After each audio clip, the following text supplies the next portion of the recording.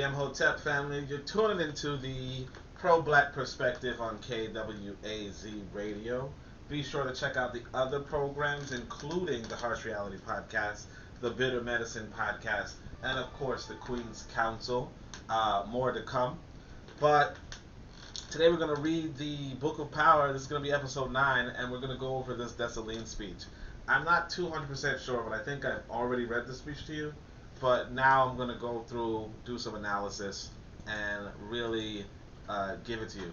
Now, part of the reason why this speech is inside of the book is because I want our people to practice and familiarize ourselves with the words of our ancestors. This is something that we don't do enough.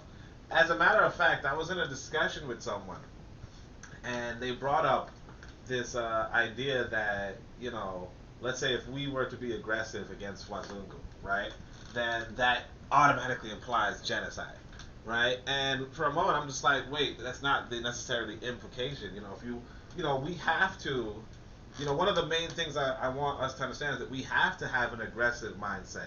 In particular, because if you don't have an aggressive mindset, what happens is that, well, actually, what happens is what you see in Haiti. You know, when Haiti, Haiti beat France in a war, but they did not attack France.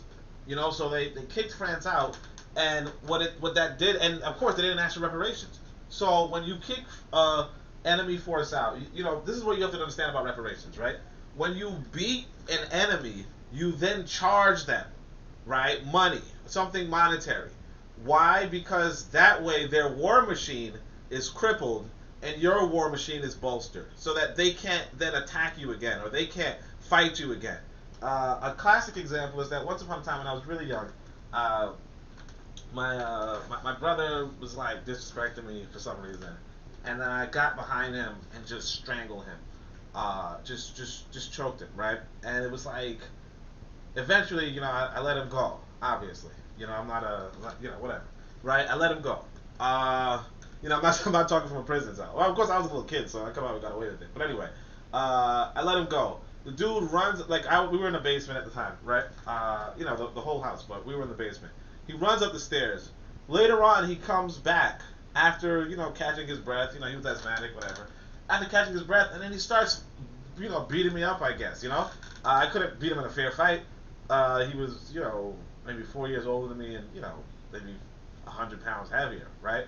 But the point being, though, is that, and I learned then that if you let somebody go, right, they'll come and attack you. That's partly why, I'm not necessarily a pacifist, but that's partly why I understand, you don't have to mess with folks sometimes. Sometimes things escalate, sometimes things go that way. But the difference being that in warfare, you would want to cripple the enemy, right? So that they can't do what, I observed and learned as a child, that they can't just come at you after a little break, that's what reparations is. And it reminds me of a conversation I had earlier, maybe this week or last week, where someone said, America's paid Japan reparations, and I was like, that's bullshit, And if you look up the record, Japan paid America reparations, obviously. Just the same, Germany paid America reparations. The loser pays reparations. The circumstance that the person was confused about was, realistically, America did pay quote unquote reparations to Japanese intern Japanese people, but that's because they were citizens of America and they were wrongly imprisoned. Even if you're black and you're wrongly imprisoned in America, you can get compensation based off of that. You can't just wrongly imprison people. So that's what that reparations thing's about. But as far as Japan was concerned, no, Japan paid reparations to America. And that's really what that comes about with. But regarding the aggression, that's the whole reason I was talking about aggression. So here's what I wanted to emphasize about aggression. So, I'm having this conversation, and this person's telling me, oh, well, sounds like genocide, blah, blah, blah. And at no point did I remember that for like 5 years, or even up to this day, on my website, the header, I was like, if black people could remember one thing, black people could know one thing, it's that an African war without an African army is an African genocide. So to say that if black people are in a war, and even this person agrees that we're in a war, right? If black people are in a war and we do not have an army, okay, then we are in a genocide. So screaming, oh well, just theoretically, if you were to go and aggress upon an enemy, you would be enacting genocide on them. No, you have to understand that you are in a genocide. But the reason why I bring this up is to say that even I forgot it. Part of me is selling this book and marketing this book and of course trolling and doing other silly stuff. But that's partly why you want to read. You want to read and reread and reread and reread. And it actually goes to, I guess, in ancient Kemet, you guys know I like Kemet. In ancient Kemet, they said it was written on the walls that there's no use preaching wisdom to people. You have to inject it in their blood. Now, once upon a time, this was injected in my blood when I was going through my own 8-week program. And I would regularly go through my 8-week program, and I think I'm about to revive that. But the reason why I say this is that you have to I guess it was injected in my blood and I forgot. Somebody reminded me about it on Twitter. Shout out to Omari. At Omari. I can't remember the full, but shout out, because that's what we need to be doing. We need to be refreshing and revisiting, and this is partly why. Not only am I going to encourage you to get the book, but also to read and reread and reread and reread. Keep it fresh, keep it on your mind, because even the author, or even the person who had a header for 5-6 years of this one quote that I was like, nobody should forget it, couldn't forget it. Especially with all the stress and strain going on. And there's another proverb for that as well, on the walls of Kemet, like I said, where it goes along the lines of, well, I can't remember off the top of my head. See, that's what I'm saying. I used to have it off the top of my head, and now it's just like, let me just look it up quickly. So, for those of you who don't know, I'm gonna put it in the chat. All right, I'm gonna put it in the chat, mostly because nobody's typing in the chat. Well, I'm gonna put it in the chat. It says, this is from the African Blood Living Siblings website. And actually, now that I look at it, it looks like it was taped. That quote that I was talking about, that was there for the header, is not even here, which is interesting. Yeah, it looks like it's not even here. That's pretty fascinating, because when you change the theme on your website, what it does is that it will not every feature from the old theme will continue. But anyway, let's see. I think it's reality. I'll look up reality. Yeah, it says everyone finds himself in the world where he belongs. The essential thing is to have a fixed point from which to check its reality now and then. So you're gonna be in this world, and you're gonna find yourself engaging with ideas or ideality, or just non-reality with fiction. You're gonna find yourself engaging in fiction. So wherever you are in the world, you're going to find yourself engaging in fiction. The essential thing, though, in life is to have a fixed point from which to check reality now and then. To check its reality now and then. This is why we have these books.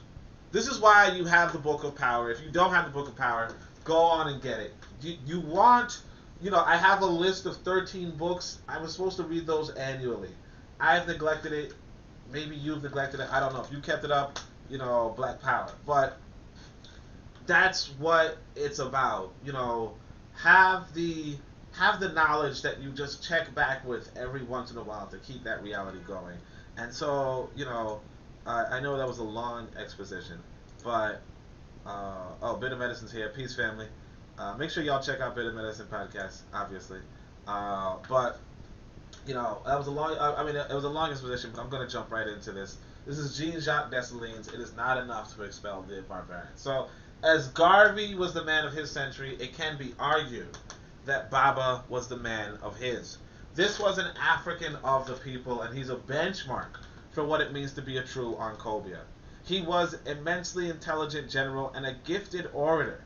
His story needs to be studied for the great truths it holds. An important truth is that Africans, body for body, pound for pound, can outmatch Eurasians in anything. And you just got to put on boxing, or you got to put on, go to the science community.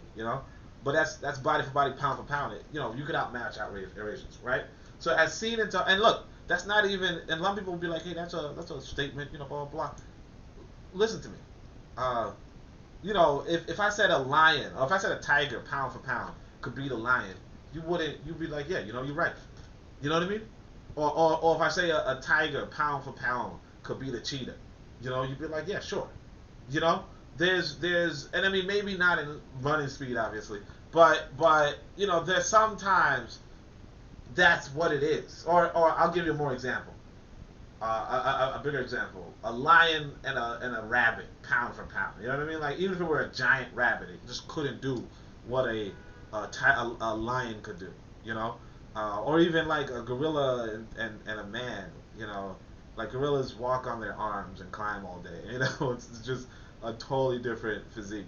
But alright, as seen in Taharka's story, the Eurasian relies on technology, but it's not enough to overcome Africans. IT is proof.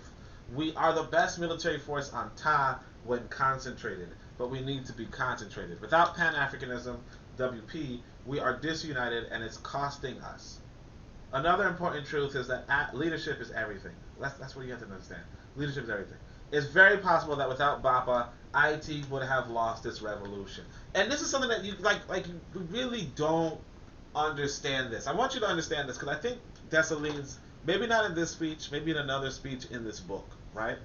Maybe I might not go over it when I'm reading this to you, but it's in the book, right? But there was another black revolution that was popping off, like right before Haitian Revolution, right? And the French won. Okay, so they had, they had the same, like they were fighting, they were struggling, they looked like they were winning. French won. We don't hear about it. A bit of medicine the other day said, the winner writes history, right? It's a common thing. It's a common phrase that we all know about. But that white history could have been all, like, everything that we know could have been different if this other country, this other island had won, but it didn't. Great leadership, great. They were going through slavery, they were doing this, blah blah blah. Sometimes you don't win, but what makes the difference is people like you and me going and giving our all against the whites who are also going to give their all. All right? Like, we're both fighting for the same thing, but only one of us can have it. That's what you have to understand. When you look at white folk oppressing you, they're fighting for what you have, and you're fighting for what you want to have, and it's a fight. And if you're not going to fight, they're going to have it all the time. If you do not struggle, or if you do not fight, you will not win.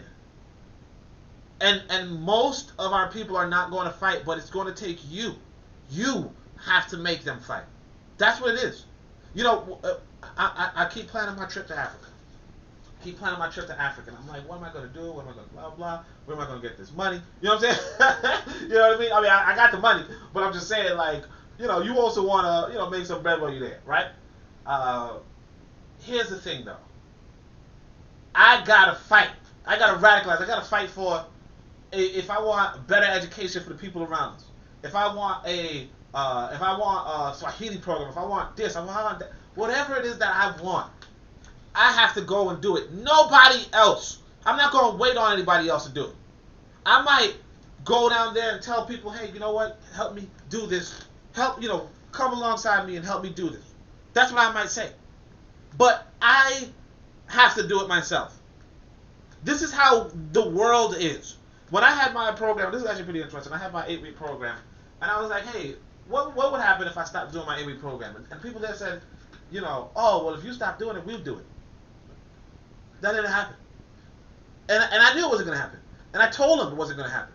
Why? Because the thing is this, that anything that you want to do, you have to do it yourself. It's like we said, bitter medicine's here, right? Bitter medicine want Well, yeah, well, like Billy Madison wants a radio network. You know, he has to do it himself. He has to go through, talk to people, engage people, and get that done. No one else can do it for him. If he wants something to occur, he has to go and do it. And we know this. This is how life works. When you want something, you have to go and do it. And and you might not win. The man, I mean, because in the book, you know, I'm not too sure if I even put the name in there, right? Because it was, you know, whatever. But Dessalines is saying, look, you know, there was this great, you know, leader in this other country, and they were trying to fight the French, and they lost. And we're not going to do, like, we're gonna keep fighting, and we're not going to lose. But even though Toussaint said, not Toussaint, Dessalines, even though Dessalines says, you know, we will not lose, you know, the Rochambeau, the French man, is saying we will not lose. Two sides are saying we will not lose, and they're organizing and fighting to not lose. Only one will win.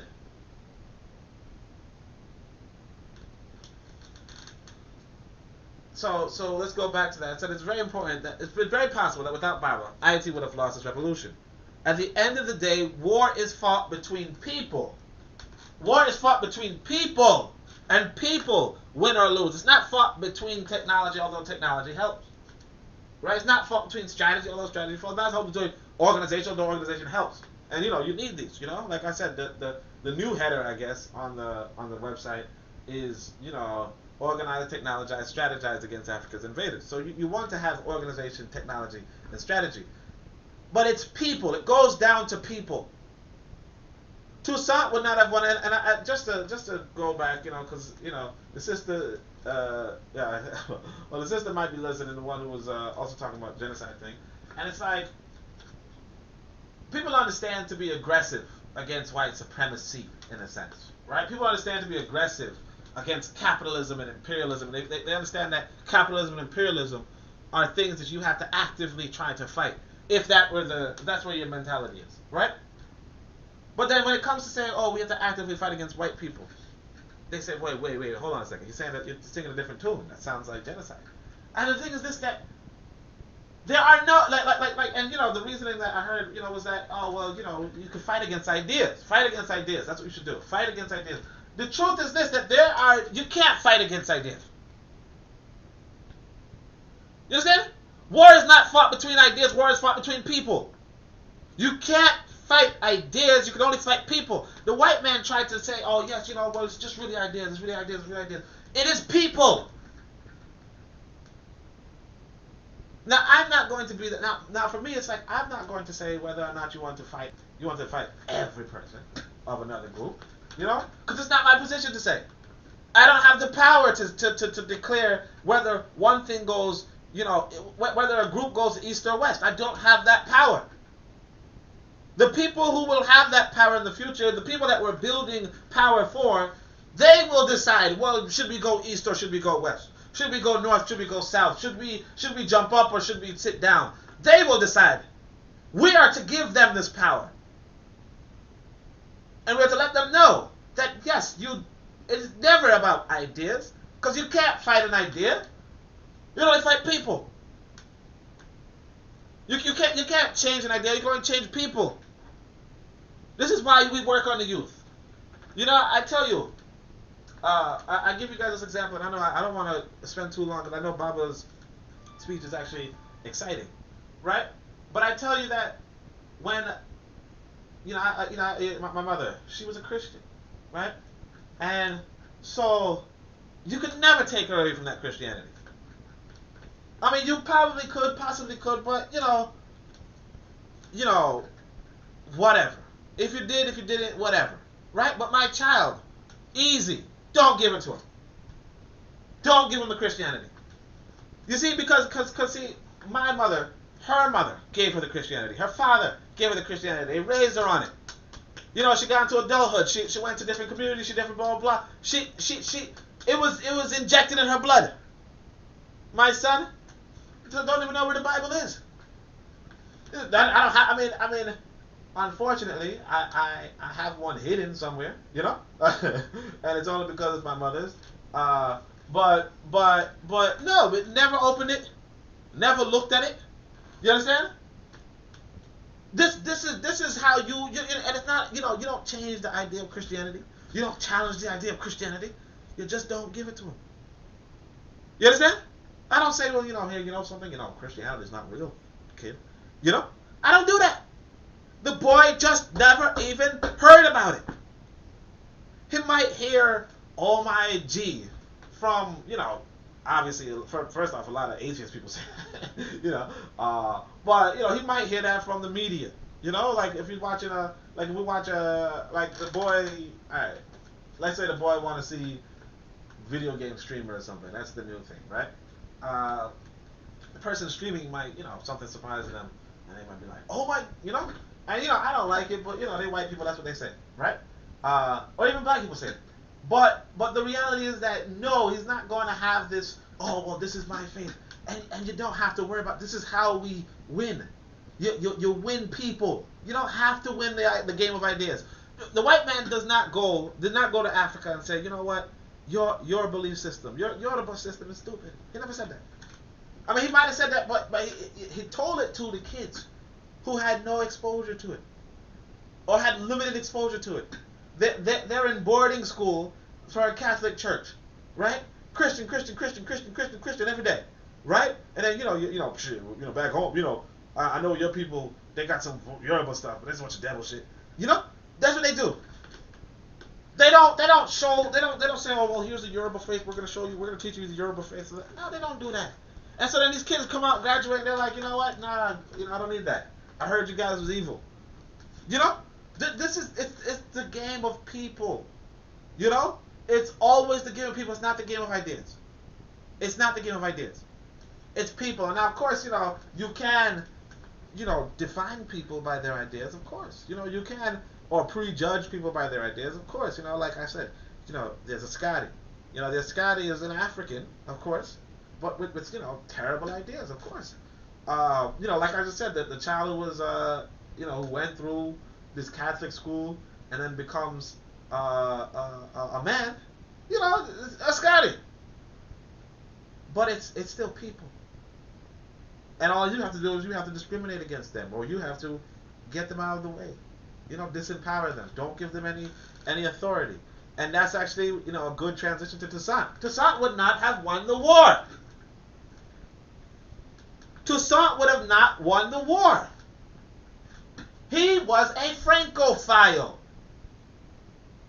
If you're Francophile and you're black, then get back. Good man, brilliant man. Toussaint Louverture, I don't know how to say it. I keep saying I don't know how to say it, but I don't want to. If it's a French word, I don't want to live. I don't care to pronounce it though. But even if it's an African name, but yeah, he wouldn't have won. He was a great general. Just use him in that capacity. But having him write it, like he wrote a constitution. You see, he wrote a constitution. Dessalines wrote a constitution. Dessalines' constitution was freedom of religion, right? You can practice any spirituality, any faith, right? Toussaint's constitution was you got to be a Catholic, and we want to be and Dessalines' constitution, and by the way, Dessalines' constitution is included in the Book of Power, so you got to understand, get the book. But Dessalines' constitution, it was we're an independent sovereign nation, right?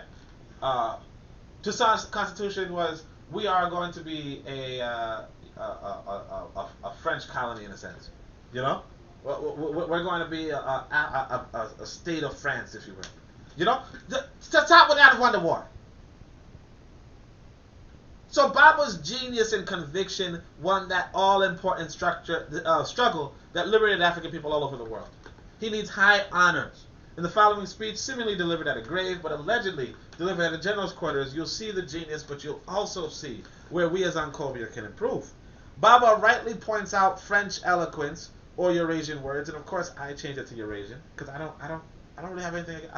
I don't personally need to distinguish between the French and the British. Dessalines did. I don't see us in the future having to say, you know what, the problem is the French. That doesn't make no sense. You understand? The problem is the Eurasian. not the French. But, nevertheless, Baba rightly points out French eloquence or Eurasian words as a true poison from France. This we address in independent education, Boko. But you'll also see Baba's unwillingness to expand over the Caribbean and his acceptance of oaths as proof of fidelity. Now, this is what I say. He's not being aggressive. What? Well, Boko, you know? Not even, like, it goes back to the same conversation. Everything is linked. You know, the ancestors provide. You know? A lot of people, you know, don't want me to be too spiritual, so forth. But, you know, the ancestors provide. You know? Expand over the Caribbean. You know, like I said, I was having a conversation, and you know, it's like, why would you be aggressive? Because, you know, there's an essay. You know, after you get through, so there's different sections of the book. You know, so I guess it's part 2. And then this is part 1, where, you know, you got 5 legendary speeches and so on and so forth. 5 legendary speakers, this is one of them. Then eventually I do a writing. And, you know, when I do this writing, I say, you know what? Black people have to be aggressive in this work. You understand? We have to be aggressive. And then you see, that's where I would critique Dessalines, because he was not aggressive. He said we liberated Haiti, and now the people of the Caribbean have to liberate themselves, or they have to request aid or something. But, you know, pretty much he isolated himself as an island. He had the capacity, the capability to expand Haiti, the empire of freedom. He had the capability, but he said no, and that was already a problem. The other one, of course, is his acceptance of proof of oaths as a proof of fidelity. You know, oaths is not enough, you know? But we're going to keep going. The former misunderstanding cost black people a first-rate empire, you see? And mobilized Eurasians to erect bastard governments all over the Caribbean and South America to continue the enslavement and oppression of Africans, right? And the latter cost Baba his life, all right? Ironically, the bastards and Ascari present for this oath would kill him later. The lesson is to trust beyond oaths. More particularly, trust a deep understanding of reality. This is what the Book of Power is about. It's about a deep understanding of reality. You're not going to get it elsewhere. I mean, you could if you're me, but otherwise, no. You understand? Trust in authentic African education. Trust Keru. I edited the following speech for clarity and eloquence. Other translations won't compare. So this is an incomparable translation. And, you know, you see Aman Ra preach, and of course Mchaka is here building Boko. That's it. All right. So, and shout out to Mchaka. I don't know if it was last week. I feel like it was last week. But we had a debate, and brother moderated pretty well. So, you know, that's what it is. Although yeah. All right. So, citizens, it is not enough to have expelled from your country the barbarians who have bloodied it for 2 centuries. It is not enough to put an end to these ever-reviving factions with their pretend liberty which France has exposed to their eyes. It is necessary by the last act of national authority to ensure an everlasting empire of liberty in the country which gave us birth. We must take away from their inhumane governments which have held us in the most humiliating state all hopes of resubjugating us. We must live independent or die. So, but you know, I want to, right? You're like, oh, dang, he's bad. All right, we must take away from the inhuman government, most humiliating state, all hopes of. Say, you gotta take away from other people the hopes of resubjugating you. And the trouble is this, like I said, if you don't stop France, they will resubjugate you, and that's what happened after Dessalines died. French came back with the navy. They said, oh, your man's dead, right? They came back with the navy and said, look, you paying us reparations. Didn't make any sense, because the loser pays reparations. But the reason why they could even dignify that is because they came with a navy, you know, with cannons and so on and so forth, and we had no ability to defend ourselves, or more accurately, the mulatto or mixed leadership that killed Dessalines and whatever. They were Francophiles. They liked French. They were the Toustants. So they were like, oh, France was going to come back and recognize our authority and recognize our sovereignty, and all we got to do is pay them for 100 years? Shit. You understand? You have to have that aggression. You have to stop other people from resubjugating you, and this is why Germany had to pay reparations to England, France, and America. This is why they had to.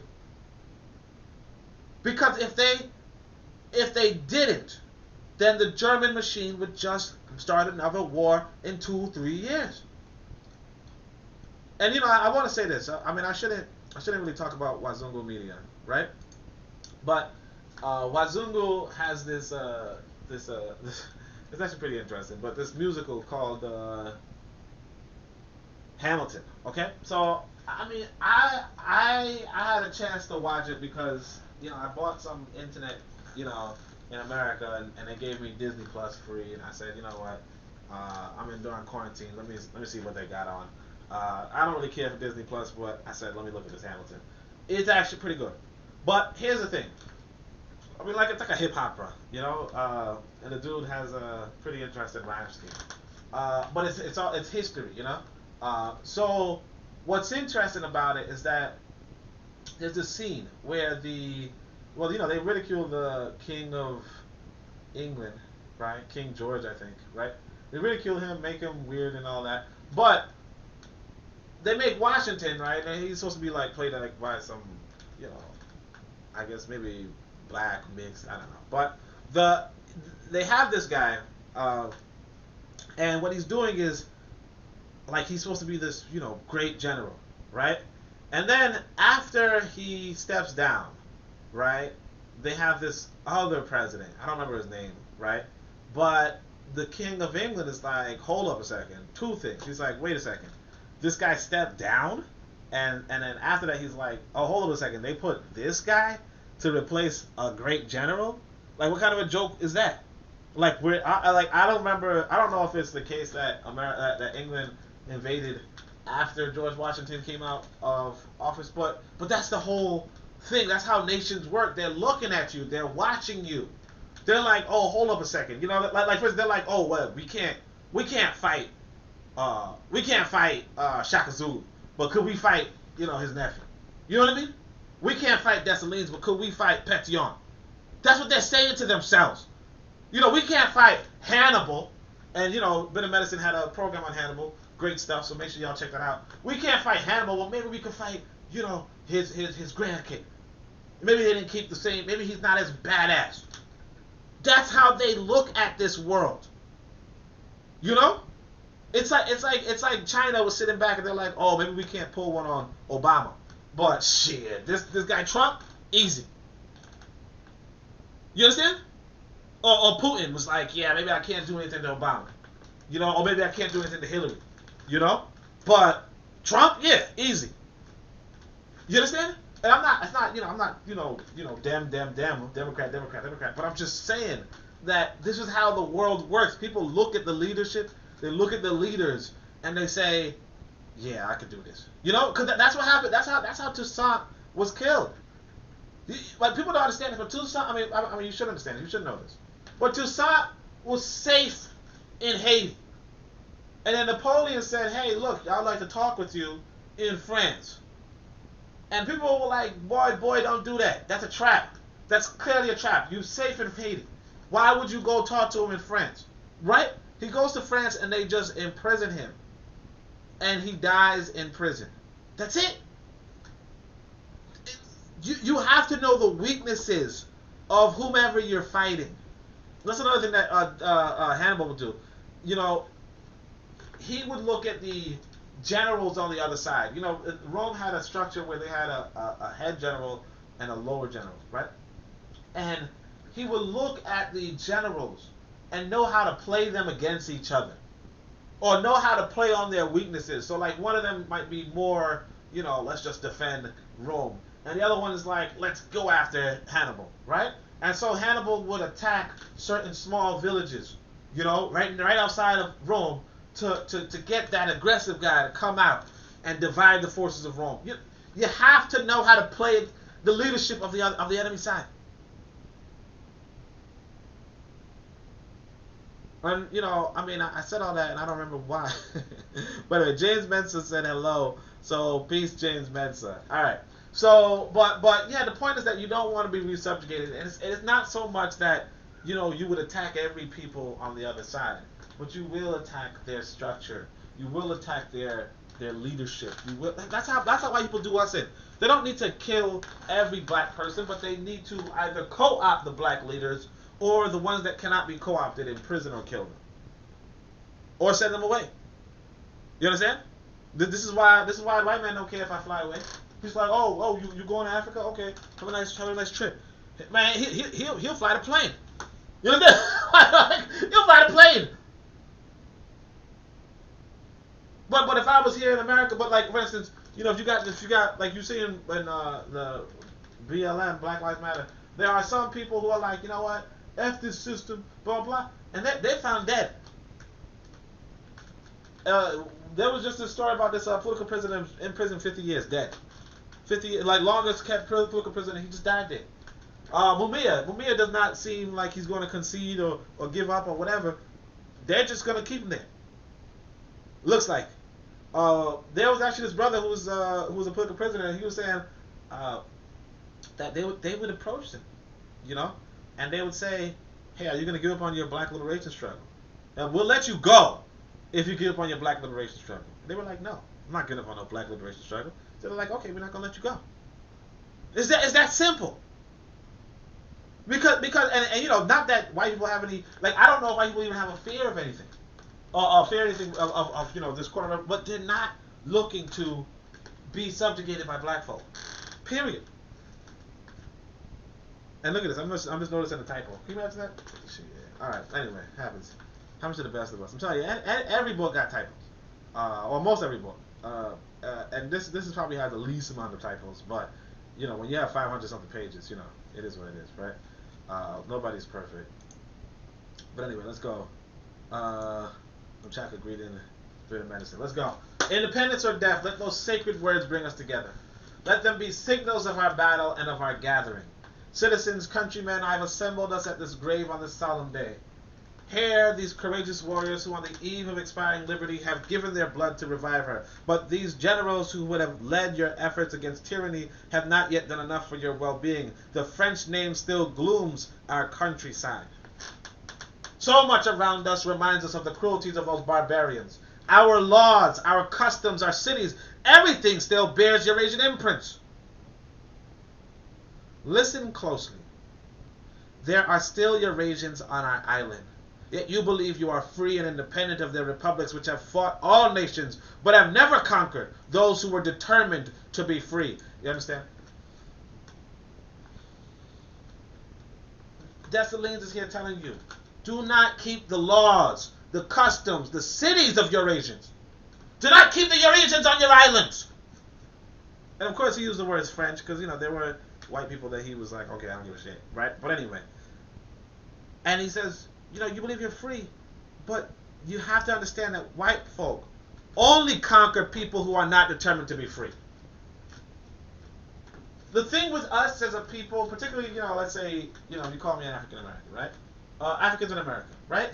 A lot are not determined to be free. And you know this. You know this. A lot of black people are not determined to be free. I mean, I was giving an example today. Look, I don't watch the trial. Y'all talk about the trial, the Chauvin trial. I don't watch it. I don't know the verdict. People listening to this in the future, you know, they might be like, oh, well, the verdict went this way. I don't care. My thing is just like I said. Like say I got a white neighbor. They attack my kid, right? If the white people tell me, hey, look, we'll handle this, right? As a community, we'll handle this. And they, as a community, decide to hold this white person who attacked my child on trial. They decide to hold a trial, and I'm going to sit there and watch this trial, and then wait for this verdict, and then complain about the verdict afterward. Me sitting down and my child attacked, that's just me being a slave, because it's like there's no damn reason for the white person to determine the guilt of this white person. If I'm free, why would I not determine the guilt? Because see, there's good reasons to attack a child. I'm not going, you know, there's good reasons, you know, or good reasons to think that, you know, to address that. You know, like for instance, let's say if somebody else is shooting, and they see my child is there standing up, looking around, and they shove my kid down. That's an attack, right? You say, oh, they attacked my kid. You know, my kid might be like, hey man, this person randomly attacked me. Then I'm like, okay, let me hold a trial and see what was going on. He's like, oh wait, you tried to save your life? Oh shit. That's no punishment for that. You understand? And I mean, actually, I'll be honest. I actually did see something like that. You know, you're like, well, that sounds ridiculous. But there was one time my boy was just walking, and you know, I'm kind of a bigot, but I'm not that much of a bigot, right? And he's walking, and then this lady kind of like shoves him back. You know, softly shoves him back. And I'm just like, what? And she's like, oh, sorry, but, my kid is sick, so I didn't want, him to get your kid sick. And I was like, I don't know if that's true or not, but it's a good damn reason to shove a kid. You know what I mean? Like if your kid really is sick, now it could just be because she's a white lady, she don't want my kid near her kid. And I didn't want my kid near her kid neither. I just kind of looked away. I was doing something else, and my kid just kind of walked, and he was probably walking up to the toys or whatever, because it was like a library or something. But the point being that there's a good reason to shove a kid, good reason to attack a kid. So I would have to, make that, she made her claim to me, and I said that's fine. You know what I mean? Plus I'm not really going to fight a white lady in the middle of a, like especially over a little shove. I mean, like you might be like, well, it really wasn't that big a deal. You know what I mean? But I have to make that judgment. I don't wait for nobody else. Like that's what being free is about. Black folk are not determined to be free if they're sitting down like, well, what's going to be the verdict? I know it's not going to be good. It's not going to be. It's not going to be good if you let another people decide over your fate, and they ain't got no reason. So they got a reason to decide over their own fate by themselves. They ain't got the only reason they have really truly is that they're sovereign people, and you're not a sovereign people. But the reality is that should tell you everything you need to know. The fact that you're not going to have sovereignty here. That's all you need to know. That's all I need to know to say, you know what, let me get out of here. Because if I'm not going to have sovereignty, that means that this white boy can decide my fate. And black folk going to sit back and be like, yeah, well, when they held the trial. Come on. Alright, so anyway, we are victims of over 14 years of our own credulity and indulgence. We were defeated not by French armies, but by the deceptive eloquence of their agents. When will we be tired of breathing the same air as them? Why do we tolerate barbarians in our midst? Why tolerate their cruelty compared to our patient moderation? Their different color and the vast sea that separates us shows sufficiently that they are not our brothers. Nor will they ever be. And if they find asylum among us, we know they will once more be schemers of trouble and divisions. You hear what he said? He said, look, these white folk did not conquer us by armies, but by eloquence. By their religion, by their beliefs, by their fancy talks, their persuasion, their charm. Of course they used an army. But it's the words, well, we're brothers.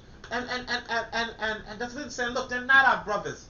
First off, the sea separates us. Second of all, they don't have the same color, they don't have the same pigmentation, and we know that they're just going to be schemers of trouble and schemers of division, and this is what you must know. This is why, like I said, I'm going to Africa. Or that's my plan. My plan is to go to Africa. I don't, and when I see these white folk, like now, if I want to, I don't really have a choice. You understand? In America, I don't have a choice if I want to see a white person or not. They there. You understand? But in Africa, I'm going to have a choice. I mean, they're still there, but it's going to be, much more rare, I would hope. Or I could just find somewhere that's not really at. But anyway, citizens, inhabitants, men, women, young and old, regard the graves of this island.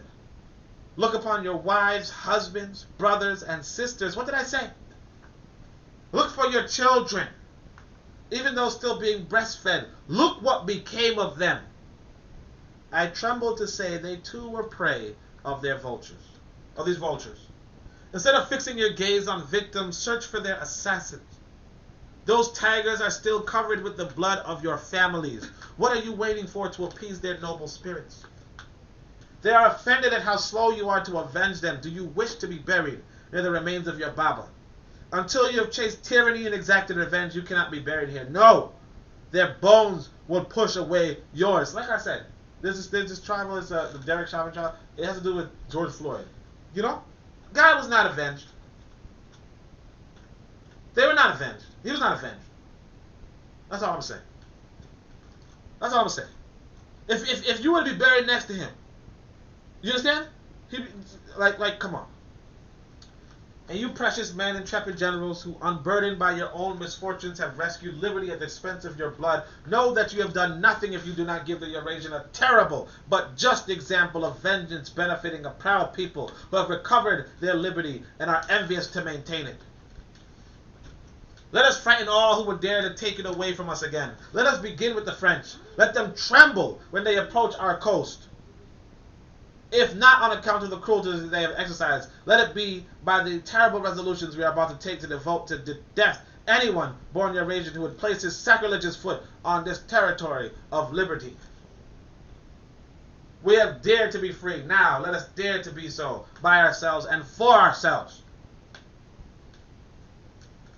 That's Bofo, Fubu. But for us, by us. Now it's by ourselves, for ourselves. It's Bofo. Let us emulate the growing child whose own weight breaks away whatever aids would otherwise hamper him from walking. Which nation fought us? Which nation seeks to harvest the fruits of our labor? And what a great absurdity would it be to vanquish them, then become their slaves. Slaves? Let us leave to the Eurasian that epithet. They have been vanquished to lose their freedom. He's like, look, what he's saying is this. Rather enslave those people than be slaves. You understand? You have to ask yourself, what nation is fighting you? What nation is seeking to harvest the fruits of your labor? Vanquish them.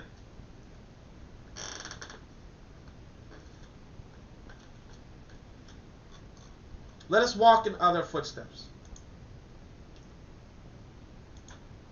Let us emulate those nations that carried their solicitude to the future, entirely unwilling to leave to posterity the example of cowardice, preferring extermination over being struck off the number of free nations. He's saying, look, you have to prefer freedom and death over slavery and life.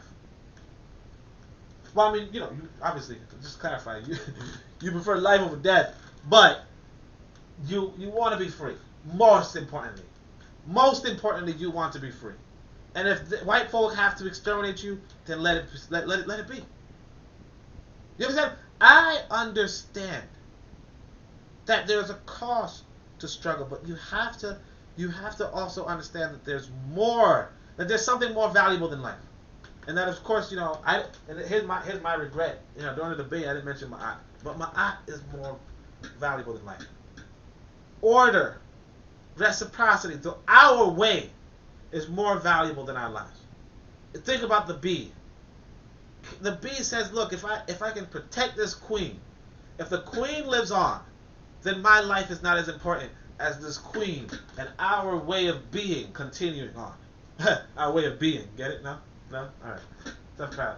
But we have to understand this.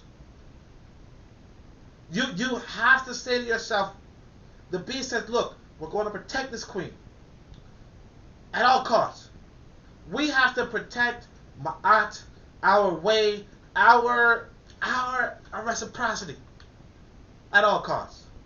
I understand this. I don't know how long I'll live in Africa. I don't.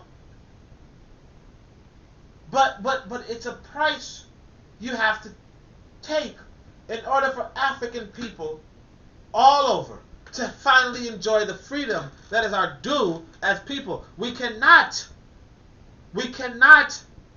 leave to posterity the example of cowardice. Can't show my son, y'all heard my son earlier. Can't show my son, oh yeah, well, shit, boy, I want to be, well, I mean, white man's the authority, and, well, if there's a trial comes up, well, we just gotta wait for them to decide whether or not, I can't do that. There was actually this white boy, I remember this too. This white boy said, and this is a white boy. White boy says, somebody molested my son, right?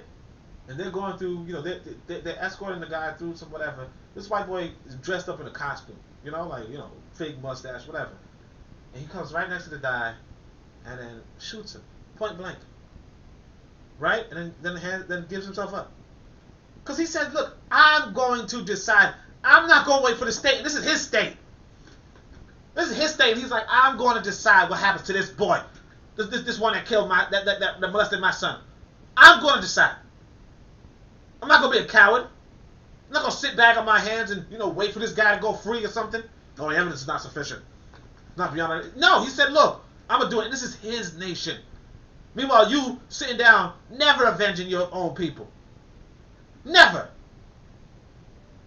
I remember this one brother was telling me, man, well, if you're such a so cool, if you're such a big black man, why George Zimmerman still doing what he doing? Like why he signing Skittles bags? And it's like, yeah, he's a good player. I mean, I'm not in Florida. You know what I'm saying? Like, I'm not gonna fly over to Florida just to hunt this guy. I don't know where he at. But he has a good point. It's like, but of course that has to do with, I would again say, because you in this white boy's nation. If in Africa, that's not the same thing. That's not the same thing. I mean, of course there are exceptions, but that's what you have to go and fix. I don't see us fixing this white boy system. That's all I'm gonna say on that. I mean, obviously it's not all I'm gonna say, but it is what it is. What's up, chat? How's the chat doing? I know Chaka. I know everybody's saying peace to each other, but that's what it is. It's about keeping it peaceful. Make sure y'all give me some of them likes though. You know what I mean? I see one person like this, but it is what it is. All right, let's go. Let us take care, however, that we are not now converted from our purpose. Look at this right here. This is what part right. This is part right here. Let our neighbors breathe in peace. Let them live quietly under the laws which they have legislated themselves. And let's not immediately go like spark-fire revolutionaries, erecting ourselves as legislators of the Caribbean and making good of our victory by troubling the tranquility of our neighboring islands. Yet, they have never, like the ones that we live in, been soaked by the innocent blood of their inhabitants. They have no vengeance to exercise against the authority protecting them. Now, see, that's what I'm saying. Like, what did you... So basically, there's slavery all over the Caribbean islands, right? There's French and British and Portuguese colonies everywhere, and like allegedly they're protecting people from the other, colonizers in a sense, right? And Dessalines has all this momentum, and he's like, let's not go erecting legislators all over the Caribbean islands. Let's not make good of our victory by troubling the tranquility. And the people are not tranquil; they're enslaved elsewhere. But he said, nah, we're not going to do that. They should do their own fight, technically. Right? And what happens is this, that the white boy is seeing that Haitian Revolution was successful. He puts up mulatto governments, like Latino governments, all over the Caribbean and South America. See, because black people were the majority in these countries too. But what he does is he puts up the Latinos that import white people, and blah, blah, blah. But basically, we could have had, it could have, wildfire. But of course, there's two things that you have to look at too. That's why they're fighting this war for 12 years. You know what I mean? It's not easy to just be in war for 12 years. Some of y'all have not. I mean, and I'm talking about real, active warfare for 12 years. It's not as easy. To just, because then the campaign to take over the Caribbean would be a long thing too. And some people do that, but that's what I'm saying. They want that. Like white people want, big Roman generals did do that. Big Greek generals and they do that kind of stuff. They go from country to country. I'm letting you know, as Sankofa, okay? Nah, nothing that goes on. You win one, you win them all. Spread. Look, like I said, it's not for me to tell what the people in the future do, right? But if they take over an African nation, and they take over the neighbors, then maybe, sure enough, they take over all of Africa. I don't mind if they spill out into Asia and Europe. I don't mind. You understand? Now, it's not for me to say. It's not for me to say. But I will say that, look, if there is an opportunity, take it. There's an opportunity, take it. Because when you don't take the opportunity, all of our story, it shapes our story. To this day, you have the Brazilians. Oh, well, I'm not, Or to this day, you have the Dominicans. Because even another speech I have in this book is where he's not attacking the Dominicans. And it's right next door. He's like, nah, I'm not going to attack the Dominicans. I'm going to let the Spanish guy keep talking. Keep talking. Whatever. Or Portuguese guy. I don't know. But they are fortunate to have never known the plagues which have destroyed us. They can only make good wishes for our prosperity, peace to our neighbors, but anathema to the Eurasian name. Eternal hate to Eurasia. That is our cry. Look at that. Eternal hate to Eurasia. That is our cry. Nationals of IT, fate reserved for me to one day become the sentry guarding the idol to which you sacrifice yourselves. I have grown old fighting for you. You see what I'm saying? He's grown old, right? I have watched and combated, sometimes alone.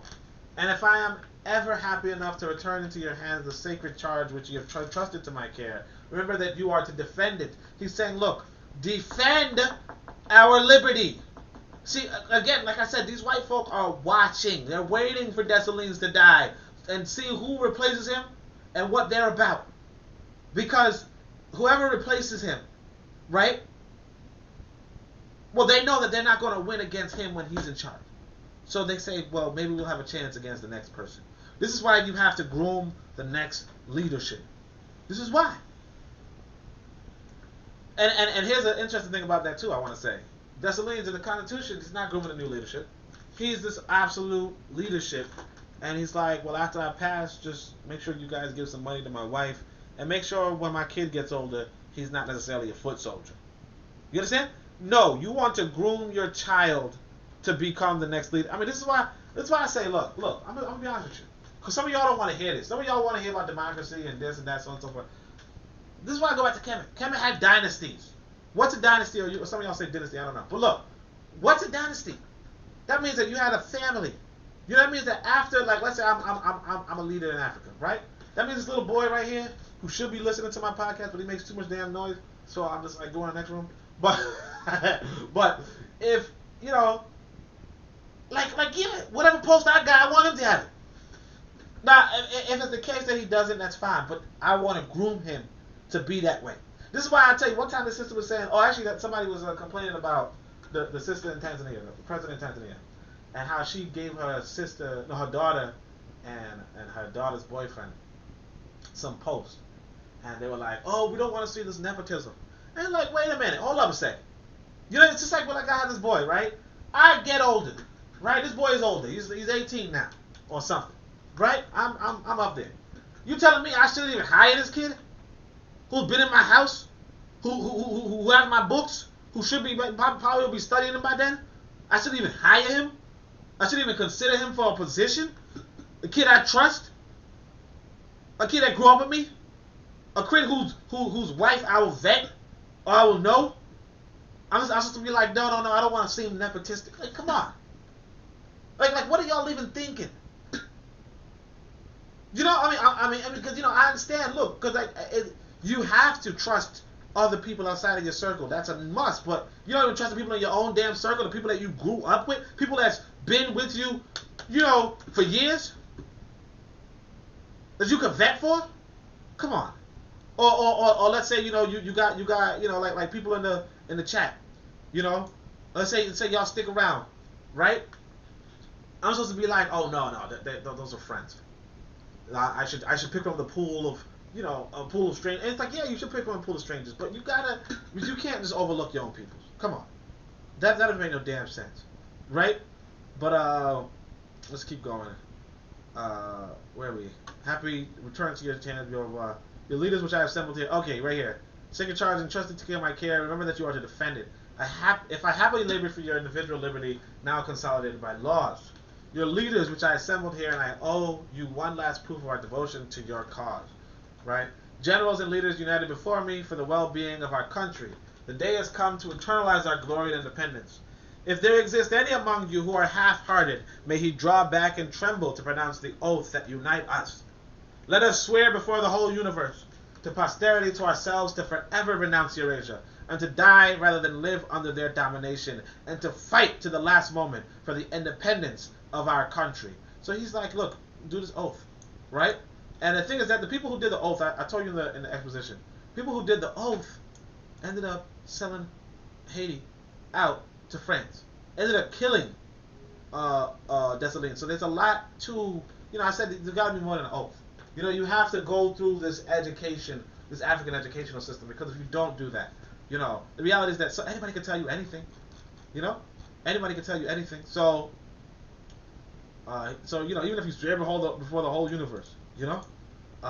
And you, the people, too long misfortune, witness the oath that we are taking, and remember that I depended on your fidelity and courage. I rushed into this career for liberty in order to fight against despotism and tyranny against which you have struggled for these 14 years. Remember that I have sacrificed everything to fly to your defense. And you see what I'm saying? Well, 14 years, I just want to highlight that. 14 years, it's not, like if you want liberty, you have to be able to fight, and that's to fight for 14 years. You're not fighting for no 14 years. Look at these protests that were happening around this George Floyd thing, right? That was like a summer. And it was just marching. There was no, I mean, you got shot at with rubber bullets. You understand? You understood there was a risk of being shot at with rubber bullets. These people, for 14 years, said there was a real risk that they'll be shot at with real bullets. And they did it. And I understand this. I'm saying, look, when I go to Africa, I know there's a real chance I'll be shot at with real bullets. More so than rubber bullets. You know, I hope some of them rubber, though. You know, I mean, I ain't really interested in getting shot at, to be honest. But I know I know that. Remember that I have sacrificed everything to fly to your defense. Remember that I fled from parents, children, and fortune. You know? And that I am now rich only in your liberty. That's what I'm saying. You know, and that's another thing that's there too. You know, because I understand, like you hear, I got a kid, right? Sometimes you have to say, look, you know what? I'm gonna leave this kid behind. Leave my family behind. Leave my parents behind. You understand? Leave my fortune behind. You know? Because I mean, like I'll tell y'all, like, yeah, I'm well off in America. You know what I mean? I gotta leave that. I know that. You know? I mean, sure. I'll probably have my child with me, but you know, obviously not on the battlefield. If it comes to that, you know, at least not till he's older. You know? But all the same, you know, only because kids are not good on battlefields. You know, I realize, like, this kid, he wouldn't be good on the battlefield. But you know, maybe when he's older, pretty damn good. You know what I'm saying? Probably get him some Call of Duty or something. No, I'm just messing. I shouldn't advertise Wazungu stuff. But alright. Remember that my name has become a horror to all nations who wished for slavery, and now despots and tyrants never pronounce it without cursing the day I was born. I'm telling you, they're waiting for this dude to die. And if for whatever reason you someday refuse to believe that the nature watching over your destiny has not dictated laws through me for your well-being, you would deserve the fate of the most ungrateful people. And this is what happened. I'll just let you know. Because Ptah sells him out. Ptah is there, and Ptah sells him out. Right? But let's not entertain such a horrible idea. You will be the support of the liberty which you cherish. You will be the support of the leaders who command you. He's saying, look, just you know, be a supporter, right? And take then in your hands this oath to live free and independent and to prefer death to all those who would love to put you back under yoke. Swear at last to eternally pursue all traitors and enemies of your independence. See, that's what I'm saying? This is that aggression I was talking about. Eternally pursue all traitors and enemies of your independence. And then, of course, you know, the sign-off, it was 1804 in the 9th of Carthage or whatever. But alright, so that's right there is the speech. Let me see what's next week, just to give y'all a preview. Oh, Carlos A. Close. Woo! Alright, so there's I think there's 2 more Dessalines speeches in the book. So if you like this, then you have no excuse. Otherwise, you know, it's been real. It's been great. Thank you so much for everybody who was listening. If y'all want to hear another debate or whatever, you know, let me know. Was I standing this entire podcast? Yes, I was. That's what I do in my podcast, if y'all didn't know. And, of course, I'm grateful for everybody listening. And if anybody has any questions, let me know now. Otherwise, I'm going to say, Shamiam Hotep. And Ankuja Senev Nev. Amen. Ma'a. Dua Necha. As I